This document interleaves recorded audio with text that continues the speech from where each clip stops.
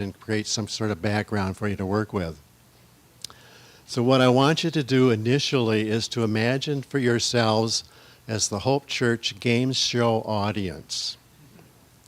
And the big board is up there with all kinds of categories under the heading of environment.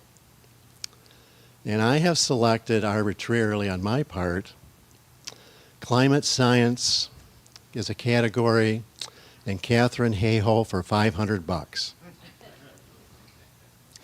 So for $500, folks, who can tell me who is Katharine Hayhoe?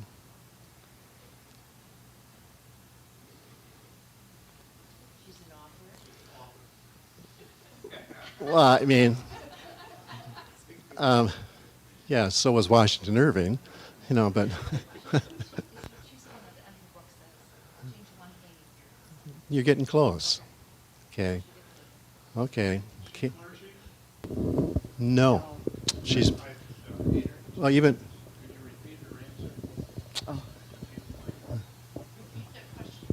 the question is, who is Katharine Hayhoe for 500?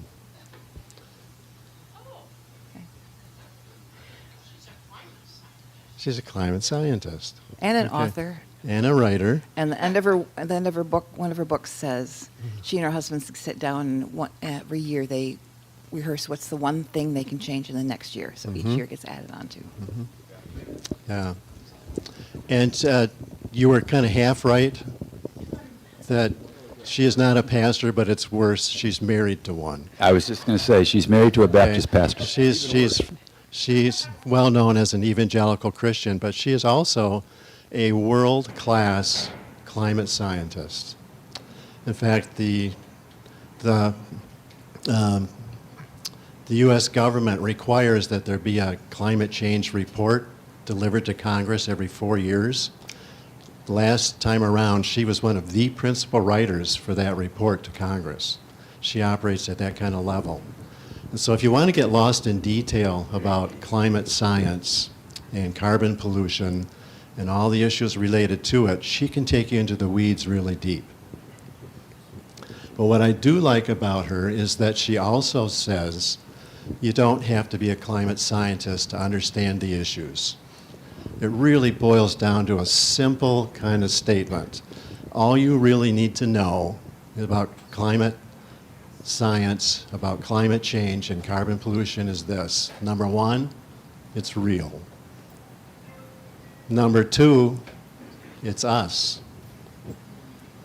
Number three, it's bad. Number four, it's getting worse. Number five, we can do something about this. Number six, start now. Okay. That's all you really need to know. You've got your education if you have a grasp on that. What I also like about Katharine Hayhoe is that from her evangelical perspective, she understands we need to work at this. And let me get my thought back. She says, recognizes, look, we're in a room full of human beings, right? Human beings are kind of hard to work with. Human beings are inconsistent. But in order to get work done in the climate arena, you need to understand the problem solution is 60-40. 40% of what we need to do to solve this problem, you can handle as an individual. You determine where to set your thermostat, how warm, how cool. You decide what your diet is. You decide what car to drive. You decide how many miles to fly in a year. There's all sorts of decisions that have significant carbon consequences which are under your direct control. You make that decision. Even so, that's not enough to solve the problem. 60% of what we need to accomplish is got to be done with policy and legislation and working together as communities. And that's one of the reasons I'm happy to be introducing these folks from the Outdoor Discovery Center Network, because they have a resource that allows us as individuals to participate as a community in solving a problem. No one of us alone could ever do enough. We together can solve that problem. And I'm really kind of thankful for the resources that you folks bring to the community. So let me introduce, first of all, Dave Nyitray is president and COO. I hope you feel impressed. Illustrious is usually what I add in that as well. Of Outdoor Discovery Network, which is a 501c3 organization located in Holland, Michigan. Dave is responsible for leading the conservation initiatives of the ODC Network, as well as overseeing both the development and business administration functions of its daily operations. He leverages more than 15 years of experience in nonprofit project management, fundraising, and leadership to propel the ODC forward as it advances outdoor education and conservation in West Michigan. Dave has a Bachelor of Arts degree from, ta-da, Hope College. It's a little nerve-wracking when you see so many faculty that I've engaged with, and so they can verify I was there. So, Okay. And holds an Executive Master's in Nonprofit Administration from the Mendoza College of Business at the University of Notre Dame. Maya Klanderman has a BS degrees in Sustainability and Science and Society and Anthropology from, got as far away from Holland as you could get, That I did. Michigan Tech University. She joined the ODC Network in 2024. She grew up walking the trails and bird watching at the ODC since she was a kid. She is so excited to be working at the place that fostered her love for nature. When she is not working, Maya enjoys traveling, hiking, and running in the local area. So folks, I'm going to hand it over to you. Welcome to Hope Church. thank you so much, Peter. Well, what a great tee-up. I think I should have been writing down those 6 steps of where we're at. Yeah. And we'll try to reference those because I think we're going to talk about a few of those different points, decision points both individuals and communities can make in our presentation. Okay, cool. We're going to give a brief introduction for those of you. Wait, just show of hands. Who's heard of Outdoor Discovery Center? Excellent. Home field advantage. Love to hear that. Has anyone ever seen this chart before? Okay, a couple. Dave, do you want to? Yeah, so this is one of the ways we've been experimenting with communicating what our organization's all about. So as Peter shared, our mission is to advance outdoor education and conservation in our area, and we do that in a variety of ways. So for us, the kind of 3 big lanes for us on that are teaching people about the outdoors, conserving the outdoors, and helping people access or explore the outdoors. So you kind of see that in that center circle there. And then the ring of logos all around it are all the different avenues in how we go about living that mission. So everything kind of on the right-hand side is our kind of education initiatives. And then on the left-hand side are our conservation initiatives. Some of our growth that's come recently is in the education space, in particular with early childhood education. So we believe kind of both brain science says and just the practical application, the earlier you give someone a love for nature and the outdoors, the more likely they are to stick with it over a lifetime, and hence Maya, right? Yeah. Grew up exploring the Outdoor Discovery Center, now works here and advances our mission as well. So the groups you see on the right there that are kind of green and a light yellow, that's hard to see even for me right here, those are our preschools and early child care centers. So we provide both full-day child care and preschool programs at those sites. The most recent one we opened is Woodlands Discovery Preschool in the old outlet mall. So where I would do my back-to-school Reebok shopping, now we have kids learning outside. Believe it or not, there's actually 20 acres of woods that was kind of forgotten about right behind that area, and that's where our students get to play, learn, and explore. On the left-hand side, conservation initiatives. With both Peter here and Steve and probably a few others of you, you'll remember the initial beginnings of the Macatawa Greenway. That was kind of the first way the ODC partnered in with that organization at that time and really kind of dipped its toes into the conservation space. almost 20 years ago.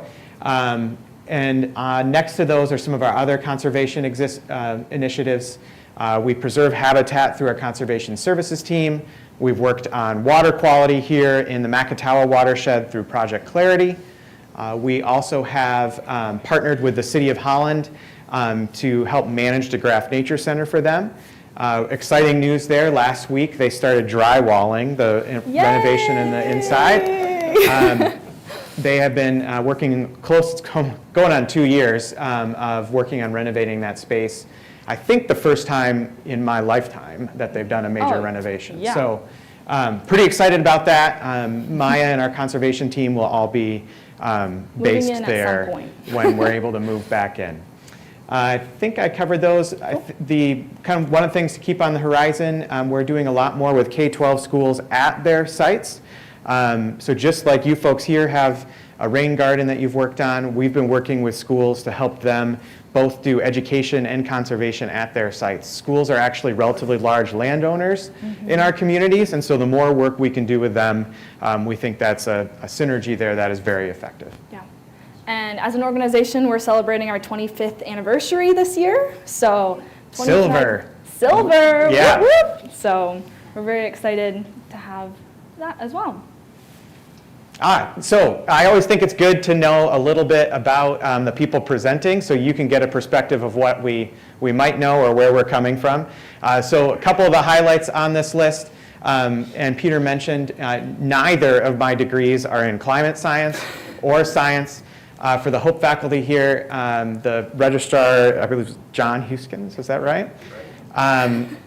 He had a knack for meeting students where they were at, and so my science credit at Hope College was in econometrics. So do not expect fancy vocabulary from me around the sciences or a background that you can test. However, I love this community. That is my rookie card there, 1994, out in Holland Township. Those are my children and my lovely wife, Liz. I can be a bit of a science nerd when it comes to science fiction. Thank the philosophy department at Hope there, which taught me that that's basically what political science is at times as well. My home faith community is in Grand Rapids. I live in Hudsonville, and I'm on the city commission there. So that's kind of a little background on me. Cool. And then, as Peter mentioned, I graduated from Michigan Tech with a degree in sustainability science. So I have the sciencey background, but I also double majored in anthropology. So my focus is on people's interaction with the environment. And I did a couple of study abroad trips to Mexico and Spain throughout high school and college. So I have a worldly sort of idea of how sustainability functions outside of the US as well. As you can see, some of the work that we do at ODC involves working with students. So a part of my title is a sustainability specialist at ODC. And so part of that is getting to help teach kids about how they can interact with their environment as well. So yeah, I graduated from Hamilton High School in the local area, and yeah, have lived here ever since. Cool, so we will be talking a little bit about what we do as an organization when it relates to conservation, how some of that impacts climate change on the local level in particular. Some of these projects some of you might be familiar with, but we will kind of outline each of those divisions within conservation at our organization. And then we'll go into the Community Carbon Fund and how your impact might be helpful to that fund. And then we'll have a time for questions at the end, which I hope that you will all be thinking of questions throughout this presentation too. Cool. So to kick things off, we have a team of about 10 of us that do conservation at Outdoor Discovery Center. And this kind of oversees, too far ahead. 4 of these different divisions. So some of you might have heard of Project Clarity, both greenways, and then Conservation Services, which does our habitat management. So, Dave, you want to talk about Project Clarity? Yeah, we've been at Project Clarity for more than 10 years now. I've seen significant gains in the reduction of phosphorus as well as increases in water clarity.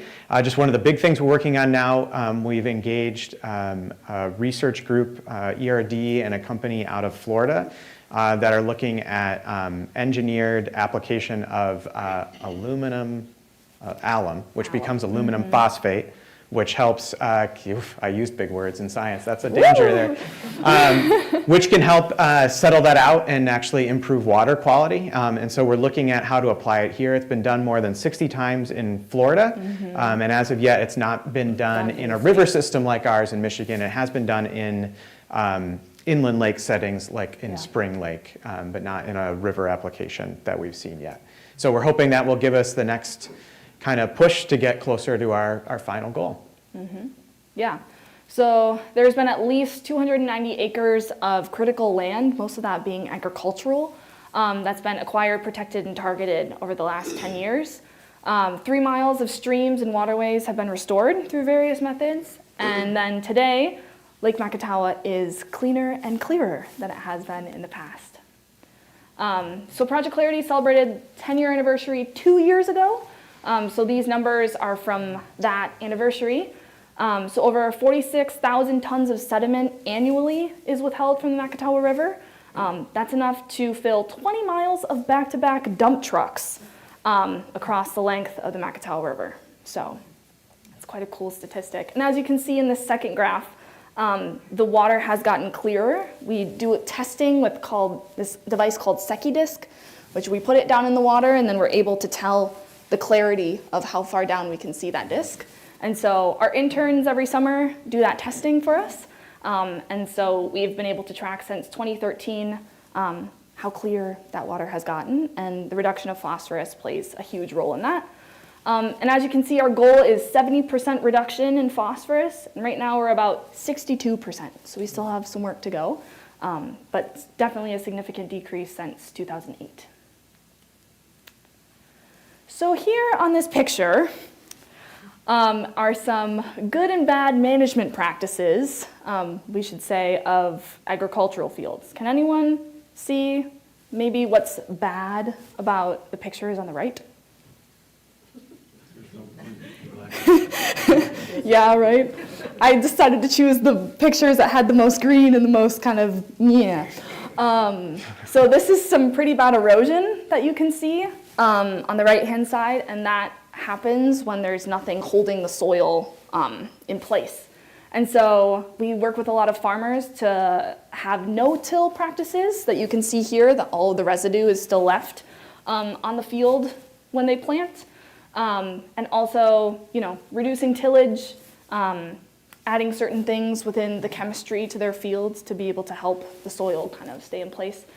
This is a two-way ditch that is able to help reduce the amount of water and the rate of water running into the ditch to be able to keep some of this soil, specifically on the edges of farm fields, as you can see here in this photo. It's more likely for sediment to be able to run into the drains that way. So those are some local solutions. I hear that you all have a lovely native rain garden in your backyard here. We also work putting those into the local area as well. So a couple of these photos are from local schools that we've put in rain gardens at to help keep water, stormwater, where it falls from the sky, sequester that right into the ground. Some of these are our curb cut rain gardens that we have in the city of Holland. A lot of those are on 19th, 20th, and 21st Street, just south of here, that we put in when the city of Holland redid the streets, that we asked them to keep the curbs and kind of cut a little hole, a little rectangle in the curb there. So when the water runs down the street, it will go into the curb cut rain gardens, and then it will hold the water right there. So we do a decent job, I guess, of going through and weeding and collecting sediment from those every year to be able to track exactly how much sediment we're able to retain through those. But yeah, we put those in a couple every year about, and some of them need to be engineered, some of them don't need to be, just depending on how far you dig. So yeah, these are the ones at the city of Holland that I'm sure some of you pass on your daily commute. Some of these are just native plantings that help to keep water where it lands, but some of these are rain gardens there. Cool, and then through Project Clarity, we do a lot of education. So we have a couple of macroinvertebrate monitoring events that happen every year. Those are basically all the little bugs and streams that help us tell how rate how well the water quality is doing in certain streams. And so as you can see here, we count how many bugs we can collect within about an hour time frame. And then that then gets sent off to MyCore, which is the water quality kind of governing body, so to say, that collects all of that data. And then we give each of the streams in our area a score based on how well they're doing. So if you want, you can come out and volunteer with us in the spring and in the fall if you like collecting bugs. You do not have to touch any of them. It's not like, squishy or anything. But you could. You could if you wanted. Yeah. We have tweezers too if you'd like. The other thing that we do is road stream crossing inventories. So we go out to culverts and we assess how much water is running through them, kind of the structural stability of them, and then kind of do an invasive species assessment at a lot of them. That can be able to help us tell how much water is running through, where maintenance might need to be happening, and also helps us with fish passability, which is another important issue in our area. We also do cleanup events where we go out in kayaks and pick up trash. I don't know if some of you might have participated in those in the past, but those are super fun. And then we also have just education that we do at Water Festival that we host every year. So yeah, we also do community groups of kayaking and showing people some of the sites that we've done stream bank restorations and other B&P practices that I was talking about earlier with agricultural fields. And yeah, those are some fun kayak groups we did this past summer. Cool. You want to take over the greenways? Sure, I'll give a little bit higher overview of our greenways. So the goal with greenways is to kind of preserve a green corridor along river systems. That has multiple benefits, both from a habitat perspective, but also from recreation.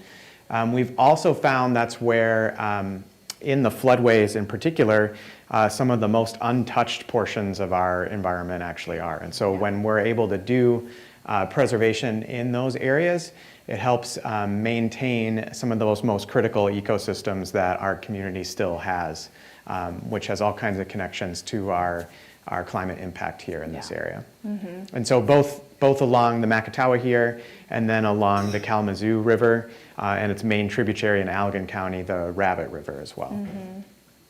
Yeah. You may have seen some of our signage out and about. Little kingfishers. Yep. And then some of our kind of restoration projects that we've done in the Greenway for Project Clarity or for Trailway installation. We're working on one this coming year with Holland Township and Ottawa County Parks to connect Hawthorne Pond through properties we own up to the Upper Mac Natural Area. They both can help each other. So recreation can help the environment as well. Yeah. And has an avenue to get people outside via bikes or walking or other things like that. Sometimes there's mobility issues with that too. More along with some of those restoration those processes. Stream bank restoration processes. Mm-hmm. Some Yep. before and after photos. Cool. And then our team that does some of the habitat work, which you would have seen, like those rain gardens, or we've partnered with local businesses. Tierra Yachts is a good example of that, or that's a picture of the energy park here in town, where we've converted what could have been turf grass into native prairies. Last year they did a total of 55 acres, and all of that has a carbon impact as well. Yeah, they definitely do. It's about 1.04 metric tons of carbon dioxide per acre of native prairie that's restored per year. So native prairies, even though they're just plants and not trees, like a lot of people say, there's a lot of carbon that can be sequestered, especially in the soil, for native prairies especially. There's a new greenhouse that we just built on our property as well to be able to propagate some more plants, especially native plants for some of our projects. So in the last year, 10,000 plugs were able to be grown in our little greenhouse. And So- Peter shared earlier, if you need a pawpaw propagated, he is the pawpaw Talk to Peter if propagating you need some perfecter. pawpaw. So yeah, it's just some more photos from that. And then my favorite part of what we do is sustainability. Not that I'm biased at all. But this past year we were able to include more than 700 people in our sustainability education initiatives for both the City of Holland and then through the work that we do as an organization. a lot of this being via our cleanup events. These are some of our kiddos from our early childhood network and preschools that are composting in their classrooms and recycling, and so our teachers are able to kind of incorporate some of those practices into their day-to-day curriculum. We were able to lead a couple groups from Hope out on our properties, talking about just some of the plants that we have around and how they impact our environment. And these are some of the kiddos that we had teaching them how to do Secchi disc, that lowering of the disc and checking water clarity this past summer. Another thing that we do as an organization is we do sustainability reporting, specifically on our carbon footprint as an organization.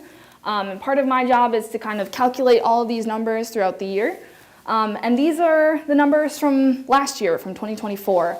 And you can see that we have released 143 metric tons of positive emissions.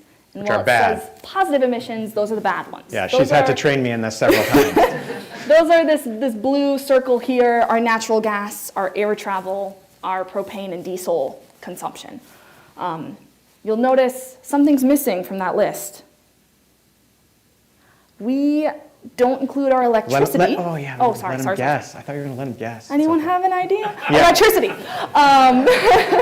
We, through the Holland BPW and through Consumers Energy, achieve a renewable energy rate every year. So we pay a couple extra cents per kilowatt hour of the electricity that we consume, and that then allows us to get completely renewable energy for our electricity. So by paying those couple extra cents, we're able to be completely carbon neutral for our electricity rate. And about 40% of the energy we use right now comes from solar arrays on our site. So you can Yes. see those pictures as well. So it's a kind of both and for us in that. Yeah. And we switched halfway through, was it 2023 to that electricity rate. Yeah. So this is the first full year that we're able to say, we don't have to put our electricity into our carbon reporting.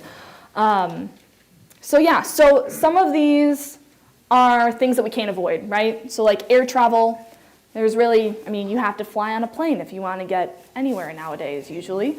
So some of those we can't avoid with just practices that we can change. Sometimes you can change the way that you travel via car, carpooling, walking, biking, trains? Yeah. other things like that. But we're lucky enough to have a lot of these protected areas that help us to have a net negative carbon emission, but we understand that not a lot of people just have, 8,000 acres in their backyard that they can just claim as their carbon sequestration.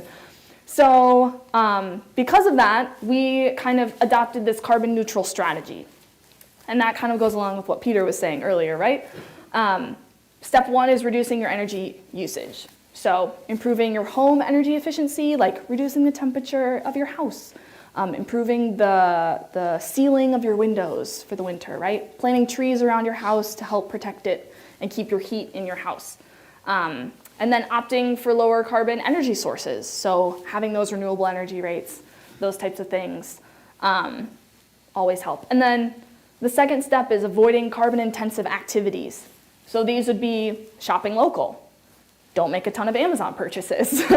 Opt in if there's a carbon neutral button on some of your packages that you're getting. Practicing minimalism, sharing resources, recycling items, shopping local, thrifting. And then the third step is embracing electrification offset. So after you exhausted all those options, then you look to carbon funds to offset the rest of your emissions. These are the renewable energy rates that we use. You can go on the BPW's website if you're a City of Holland resident, or if you're through consumers like half of ours are, they also have that credit there that you How can many of go you and have see. opted for the renewable energy rate at home? Oh, Awesome, a few nice. hands. Fantastic. Nice.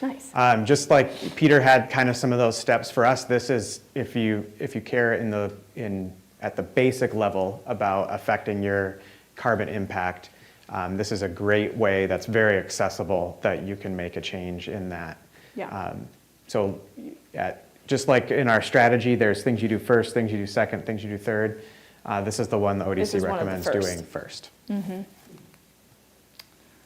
And when you exhausted all other options, we have the Community Carbon Fund able to help. So this is a fund that was started in 2023, so it's about 2 years old, through a partnership with the Community Foundation of Holland, Zeeland. And basically, you might ask, what is a carbon fund? What is that? As you can see, this is a cool graph that I got from the World Inequality Report. Notice what country has the most carbon emissions on average. What? Not us. Couldn't be us. Yes. There's North America in particular has a huge carbon emission compared to other countries and even regions of the world. And so what kind of has been designed as a way to combat that is to create these carbon funds that carbon offset. You pay money into them to offset the emissions that you're creating, and then they create projects that then help you become carbon neutral by sequestering the carbon that you're emitting through local projects. And so this is a map of all of the carbon funds around the world. You'll notice there's a lot. You'll notice that there's maybe not a ton in North America, and if they are, they're focused around big cities usually. And so the kind of pitfall that we have with carbon funds is that they're pretty global. And so if you donate into one of them, you don't actually know in the end where your money is going to, because it might just be floating in the nebulous world or going into really big like monoculture eucalyptus tree farms in Mozambique, for example. So we designed a community carbon fund that has local offsetting projects in the West Michigan area that help to retire those offsets. So the fund works by local nonprofits coming to us and telling us of projects that they have that could be carbon offsetting. We then have a board that reviews and approves those projects through a checks and balances system. Then those approved projects receive funding to begin to work. The projects are installed, and then community members can see those projects visibly within their community and then are encouraged to continue to donate in the future. So it's a pretty cool system that we have. You want to talk about how the Community Foundation works through all of that? I'd love to. Thank you for offering me that opportunity. So one of the things when we set out to create a local carbon offset program was to find a good partner, because we didn't want this to be a project that was only an ODC project. We wanted it to be collaborative, and we wanted it to be community-based. Yeah. I would hope most folks in this room have had just as many interactions with ODC as they have had with Community Foundation Holland, Zeeland. So how many people know about that foundation in town? Perfect, yes.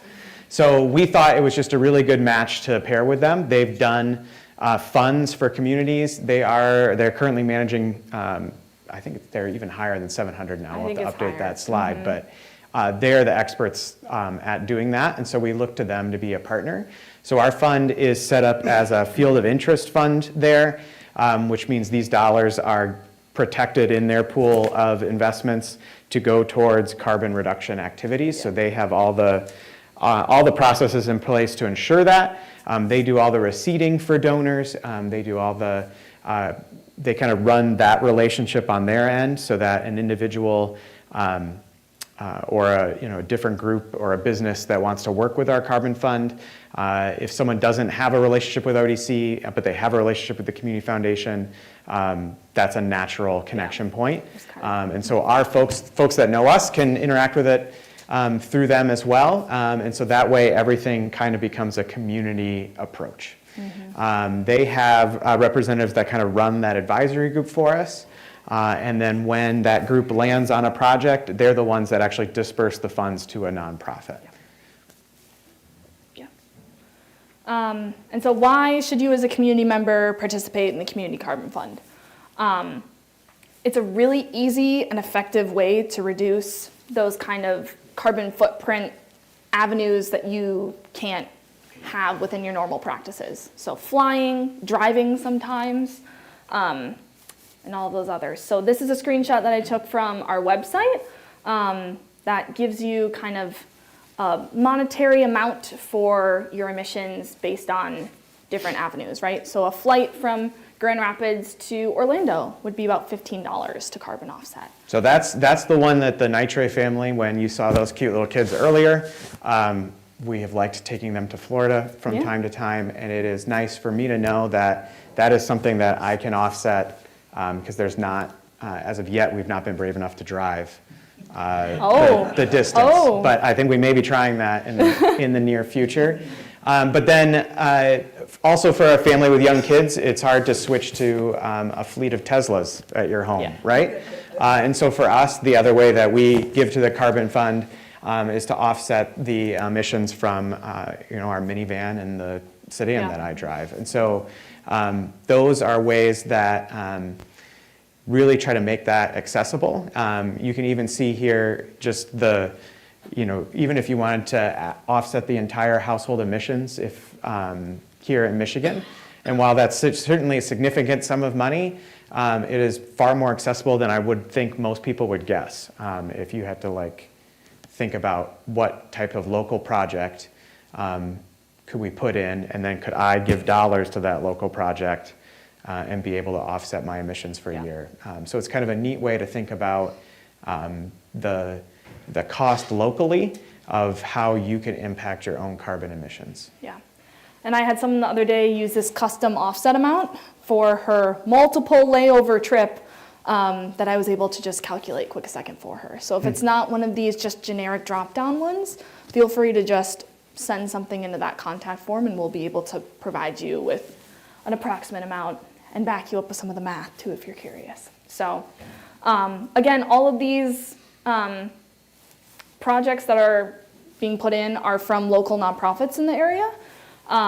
And it's a way that you can make your community more resilient to climate change by putting in some of these. And there are other offset programs like we showed the map. Oh, yeah. And so I even have seen it, I think it's Delta, they'll actually provide you the upsell to one of their carbon offsets for your Yeah. exact flight. Airlines will do What that. we like about having a local carbon fund is we know where these projects are going to happen. And you'll be able to see the tangible impact of that. And that's not to cast any kind of dispersion on those other programs, but as an organization that's based here in West Michigan, our mission's to advance conservation in this area, we think it would be great if we can, as a community, pool those resources to improve our environment right here. Yeah. So if you're wondering how you donate, because I have had a couple questions about this at different presentations we've done, if you go to thecommunitycarbonfund.org, you'll bring up this beautiful page. The donate button is on the top next to the contact us page, and that will reroute you to the Community Foundation of Holland and Zeeland. That then will go through a kind of step-by-step of just taking in some of your personal information and then the amount that you want to donate. So, yeah. And then some of the existing projects that we've been able to do in the past 2 years, both have been on our sites because we're trying to kickstart the program a little bit. One of them is at Dragonfly's Discovery Preschool on the north side of Holland, right by Kim Coffee there, or Park Township's office. We've done a tree planting project of about 2 acres of restoration of different types of native trees, and over the next 40 years, that will sequester about 352 metric tons of carbon dioxide. And a cool, tangible side benefit of that, did I go offline? Yeah. Oh, I think my battery's dead. I'll go handheld. I'll go. A cool side benefit of that, Park Township is immediately to the south of that site. And in their most recent park redevelopment there, they're doing 60 additional acres of native prairie restoration.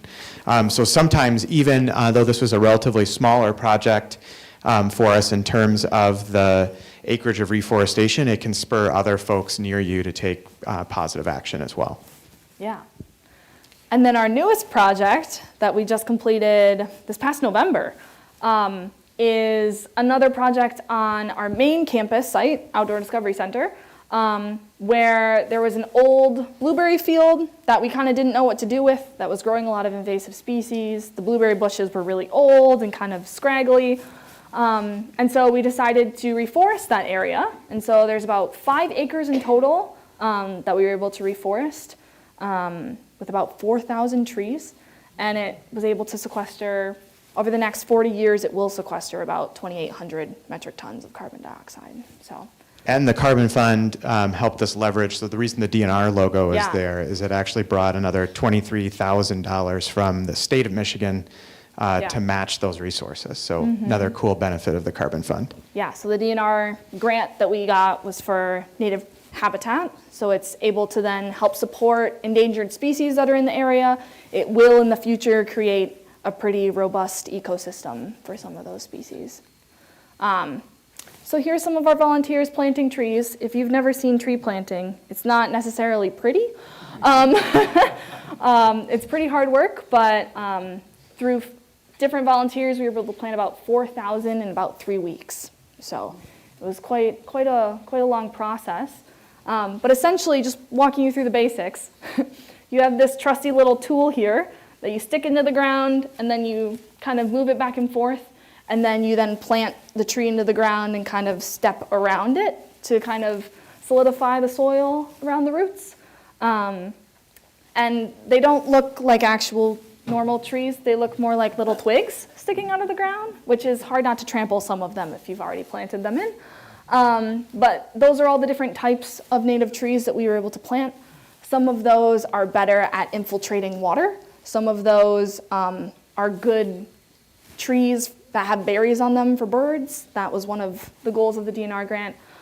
Some of those have big leaves that are able to help create nutrients and kind of encourage that cyclical cycle. Which ones are best for carbon sequestration? Swamp white oak has the highest carbon sequestration rate out of all of those on that list. So, yeah. And we had about 58 volunteers who came out and helped us with these projects from a bunch of different factories and businesses around the area. So, yeah, it was lovely to have a ton of people and extra hands to help us plant all of those. So, some potential upcoming projects that we've had conversations with in the area. The City of Holland, I don't know if any of you know about that ice skating rink that they're putting in. It's kind of a big thing. We're potentially thinking about putting in some trees with the Carbon Fund. There was kind of a request for that, maybe just some additional trees on the property. The City of Holland has to plant trees on that property, but we're thinking about kind of increasing that number potentially with some of the Carbon Fund money. And then there's a home energy program that happens through the City of Holland that has retrofitting for people's houses to increase energy efficiency. And so we'd be looking at working with like a Habitat for Humanity or other home builders to also try to mimic that or do more homes than what we can with the current funding sources. And so that can be implementing heat pumps, more home electrification. Remind me some of the other things. Yeah, so kind of putting weather stripping around windows and that kind of stuff will help heat from leaving your house. That can have a carbon, offset, right? And then there's other like improving your like appliances, like washer, dryer, etc. And then there's also like LED light bulb changes. All of that kind of stuff is done through that program. So. And that has the added benefit of then reducing the costs for the people that live in those spaces as well. Yeah, especially it's really impactful for low-income communities because it is able to provide some extra funding through grants and that kind of stuff for these energy efficiency upgrades. So yeah, I think that's the end of our presentation. As always, I'm sure that there's a bunch of questions. Do you want to check? Is there one more? No, I'm just teasing. Oh, yeah, I mean, as always, there's a lot of volunteer opportunities if you're interested. We have a newsletter. I didn't bring a sign-up sheet with me, but if you want to be added to our newsletter, please come talk to me and I'll write your email down to be able to add you to that. But yeah, thanks for listening to our presentation, and we're excited to answer some of your questions. Yeah.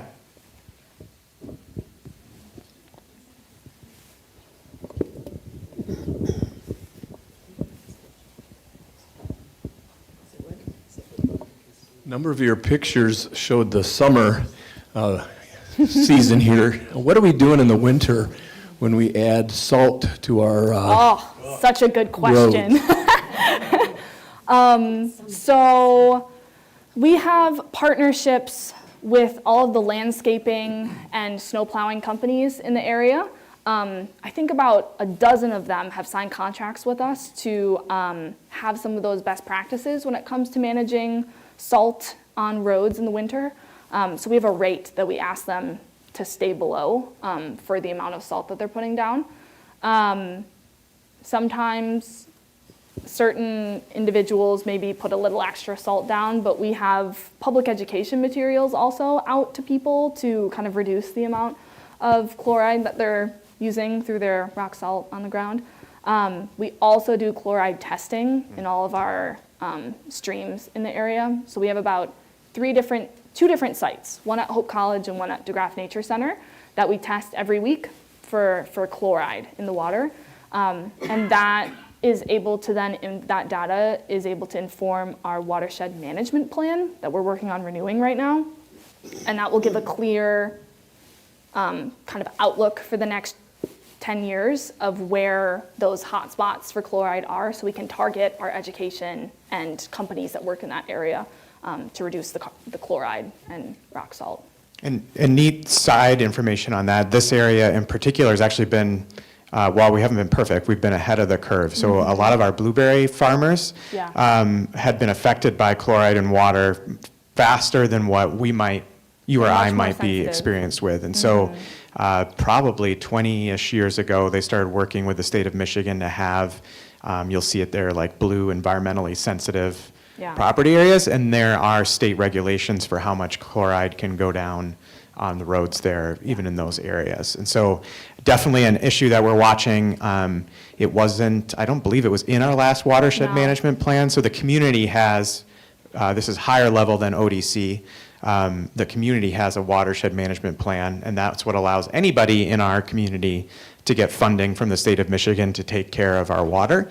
And so in the last version, that wasn't listed as high of a concern, and in the version we're working on writing now, we are putting that in there. Yeah, I think we're being really proactive about it. Other communities in the area, mostly being inland lakes, have struggled much more with chloride just because that's where it drains to. So, good question. Works better when you put battery in it. My name is Cindy, and two of the parks I visit the most are the state park, Ottawa Beach State Park, and Paw Paw Park. Two different entities there, I realize. But what I notice is that when trees fall down, they're not replaced that I can see. And of course, it's a lot easier to notice the big trees that fall down versus the little trees coming up. But I wonder, especially like Paw Paw Park, it seems like the wind has taken down a lot of those trees. And just wondering, is somebody paying attention to this besides me and my dog? Well, thank you. We need all the tandems of you and your dog to help us in this community. Paw Paw Park in particular had, most of it was originally golf course, and so some of the what you would say the best practices for forest succession weren't implemented at that period of time, and so we're missing chunks of time. I know Ottawa County Parks that does manage that site. They do have reforestation. They do have a reforestation plan for all of their parks. I'm not familiar with it for that site. The other trouble in our watershed in particular is we had a lot of ash trees, and I don't know, we didn't talk a lot about invasive insect species when it comes to this, but that's a major concern we have. So the emerald ash borer pretty much wiped out 95% of the ash trees in our area, which made up a lot of our tree canopy. And you just can't replace that overnight. No. So you saw that species list that we had 12 different types. It's because we don't expect the invasive species problem to get better. In fact, there's, I think it's the spotted lanternfly. Yeah, there's a couple that are not. That is in Ohio, and that eats maple trees, which is not great for what's left in our area. And then HWA, which is the hemlock disease. We're finishing on a depressing note here. Yep. That's attacking hemlock trees also. Hemlock, yeah, so it's the woolly adelgid, which is an insect as well that those are, I'm going to use a science term, coniferous trees. Ooh. Yeah, yeah. So we are keeping watch on that as well. So yes, I'd even, if you have space near where you live or in a property that you own, if there are, the Arbor Day Foundation will send you free, I think, maybe with a donation, sticks like we've seen here that you can plant, and they'll give you species recommendation based on the zone where that property is. So there's really easy kind of low-cost ways that you can help in that as well. But if you love that park, I think tell Ottawa County you love that park and you'd love to see more trees. And we've found if people have those conversations with us, we love to hear that someone likes one of the spaces that we're working to preserve, and we love to work with them on it. Ottawa County Parks should have a forester that is going out and doing assessments on those properties, I believe. So, or the Conservation District will. So, but we'll chit chat with them about it. I fight a losing battle with squirrels and rabbits in my backyard. And I look at those little things that you're calling trees and think, a deer's going to just mow that down. What's the mortality rate that we expect? 70%. Okay. So we specifically... You're not alone in losing that battle. No, we're not alone. We specifically chose trees that were more resilient to those efforts. Like if we had planted cedars, all of those would have been mowed down by now, like 2 months later. Yeah. So we specifically chose trees that were more resilient to that type of work. And then just a little follow-up out of curiosity. Is it a swath of basswood and then a patch of, it's all intermingled? All intermixed. Okay. And Is it a battle among the trees then to see which takes over? This is the first project I've actually done tree planting on. So there's a certain radius that you have to have around each tree. But we have a management plan going forward with our conservation team to be able to kind of, say, oh, maybe we should have moved that tree a little bit that way. I'm just assuming, we're assuming 70% of them will die off by that 40-year mark. So, especially when you start, that's just what we have to do when we start them this young. When you have the more, I guess, the older trees, right, the price goes up insanely. So in order to buy 4,000 of the 4-inch diameters would have been a lot of money. Money, and it's not as effort. carbony efficient, right? Because a lot went into growing that tree in a certain From spot, the get-go. and then moving big trees also has an impact. Just a lot more intensive to plant them too once they get to that size. So. Hi. I wondered if you could give us an update on a couple of projects that I think have been on the books for a while. I'm glad to hear about the drywall going in at We are too. DeGraff Nature Center. So one is an update on the restoring of the trails and boardwalks at DeGraff. Yeah, so I got an update on that one for you, so I can at least be 50% of your two questions. What's the second one? The second one is along the north side of Holland Energy Park, the interurban traveled through, and that's along the Greenway. And I know ODC has had plans to put in a bike path to connect to other bike paths and run a tunnel under the railroad tracks to connect Holland Energy Park trails with Windmill Island. And so what's the update on that project too? Yeah, I'll start with that one. So we did, that's probably 10 years ago, we had the ideas for that and started drafting plans. And we do have plans, we have engineering. The problem is once you got all the permissions from CSX to go underneath their current railroad tracks and what they'd require for tunnel engineering structure there. The project scope was, I think it was close to $7 million. And while we love connections and pathways, there were a lot of other connections and pathways we could work on before that. But if anyone has a particular space in their heart for that and can write that size check, I think we would be very thankful. And it clears, and that check clears, because I've thought about that strategy as well. We'd be happy to work on that. But to answer some of the potential projects that might be able to move forward before that one, there is tentative plans to put that path connecting kind of that Collin Park area to dragonflies on the north side of Holland. I think that stands hope for. Yeah, as the Great city path. continues to develop what I think it refers to as its north downtown, looking at what those pedestrian connections will be. Across the through- Macatawa River there and then Yeah, up. which allows you to get from Window on the Waterfront Park, which connects into the remainder of our greenway. So we are working on that. We're working on even simple things like how they stripe roads. So 8th Street, that's in Holland Township, they added wider shoulders this last time to allow for better biking. And then they're connecting, it's almost all connected sidewalk so. on the south side. I think Yeah. there was like one property that Yeah. they hadn't done it on yet. But DeGraff Trails, the city bid out wanting contractors last fall to upgrade their boardwalks, and no one bid on it. So they didn't have anyone who could do it. So they're going to try again this spring. So if you run a contracting company that can build boardwalks, Let us know. please. Let the city of please- Holland know. Yeah, please bid on that. They have the resources set aside to do it.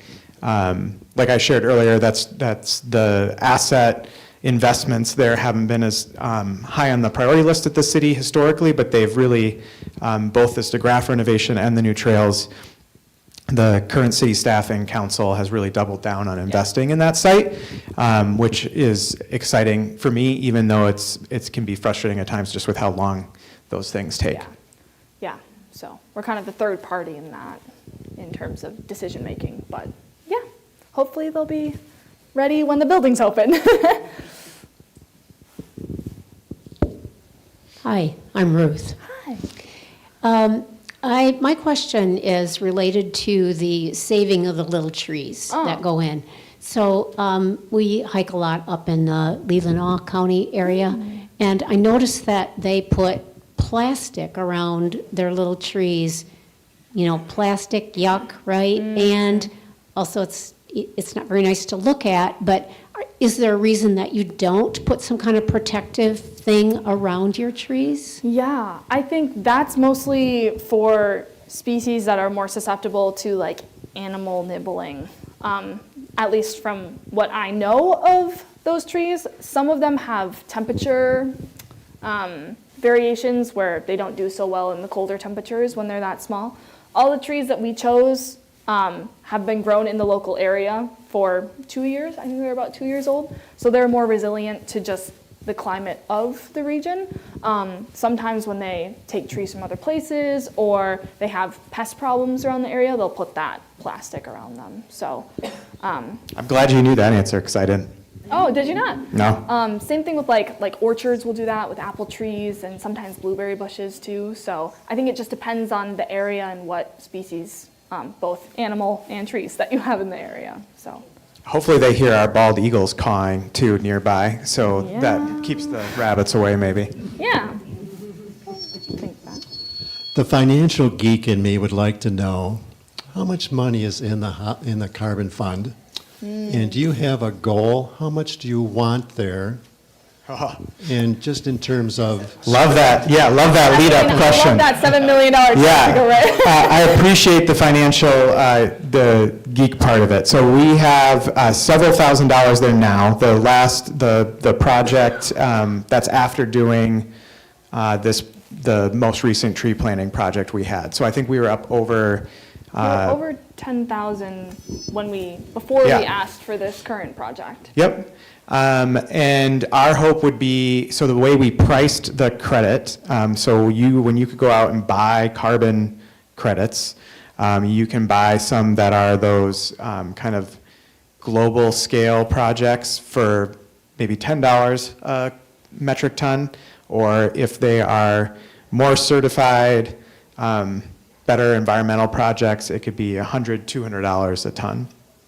We based our donations on 50, so kind of in the middle of that. And our goal would be to be able to do projects that more people could buy credits from, and then that would grow the pot of money. So if you could you go back to the slide that showed the number of metric tons for the most recent tree planting project we just did? Yeah. Oh, this one. So I might need help with the math, times 28,000 times 5. So we invested about $8,000 in this project, and if we sell those tons, it should be about 150-ish thousand in potential credit dollars available. So our hope is that it spurs further growth. We've had informal, this is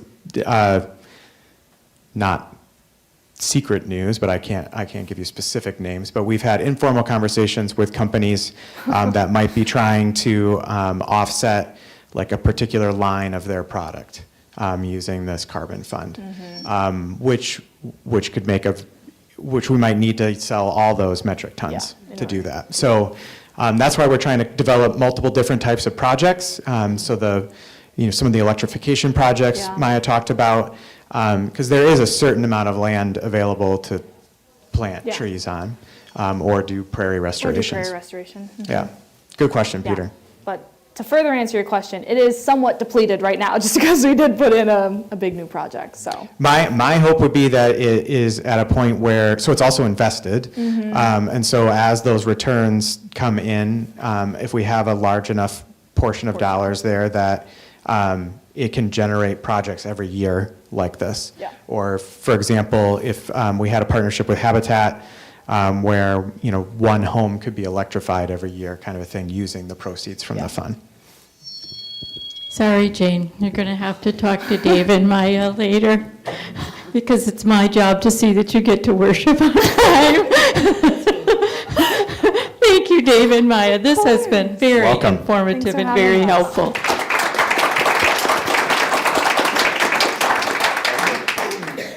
Yep, and I'm sure, as you can see, there are people who still have questions and may want to talk to you after. But yes, but worship begins at 11.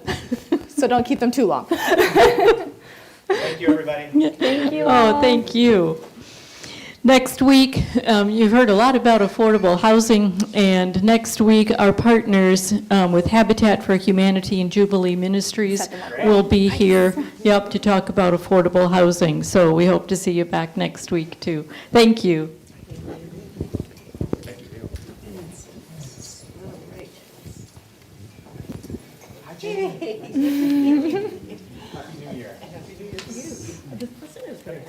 Yeah, what's up? And I learned that I put a battery in this one before I turned this one on.